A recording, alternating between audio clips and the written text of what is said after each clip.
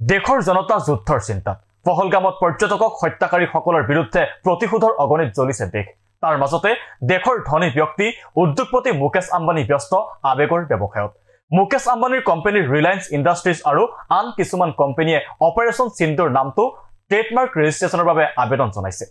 trademark হল কোনো নিৰ্দিষ্ট নাম লগো বা চিহ্নৰ আইনী সুৰক্ষা যাতে সেই নাম বা চিহ্ন কেৱল পঞ্জীয়নকৃত কোম্পানী বা ব্যক্তিয়ে ব্যৱহাৰ কৰিব পাৰে ভাৰতৰ সামৰিক অভিযানৰ নাম অপাৰেচন সিন্দুৰক বাণিজ্যিকভাৱে ব্যৱহাৰ কৰিবলৈ যেনে পণ্য সেৱা বা বিজ্ঞাপনৰ বাবে ব্যৱহাৰ কৰিবলৈ ৰিলায়েন্স আৰু আন একাংশ ব্যক্তি যেনে মুকেশ চেত্ৰাম আগৰৱাল অৱসৰপ্ৰাপ্ত group captain Kamal Singh Uber আৰু আলোক কোঠাৰীয়ে এই নামৰ ওপৰত আইনী অধিকাৰ লাভ কৰিবলৈ আবেদন জনাইছে অৰ্থাৎ অপাৰেচন সিন্দুৰ নামটো মুকেশ আম্বানীৰ ৰিলায়েন্স আৰু আন একাংশই নিজৰ নামত ৰেজিষ্টাৰ কৰিব বিচাৰিছে যাতে এই নামটো ব্যৱহাৰ কৰি ব্যৱসায় কৰিব পাৰে আৰু আন কোনোৱে যাতে এই নাম ব্যৱহাৰ কৰিব নোৱাৰে কালি মুকেশ আম্বানীৰ মালিকানাধীন ৰিলায়েন্স ইণ্ডাষ্ট্ৰিজে ট্ৰেডমাৰ্কছ ৰেজিষ্ট্ৰিৰ ওচৰত অপাৰেচন সিন্দুৰক ৱৰ্ক মাৰ্ক হিচাপে পঞ্জীয়নৰ বাবে আবেদন জনায় এনেদৰে পাকিস্তানী সন্ত্ৰাসবাদীৰ বিৰুদ্ধে ভাৰতৰ আক্ৰমণৰ মাজতে যুদ্ধৰ নামক লৈ ব্যৱসায়ৰ কথা ভাবিছে উদ্যোগপতি মুকেশ আম্বানীয়ে কিন্তু এই বাতৰি পোহৰলৈ অহাৰ পাছতে স্পষ্টীকৰণ দিছে ৰিলায়েন্স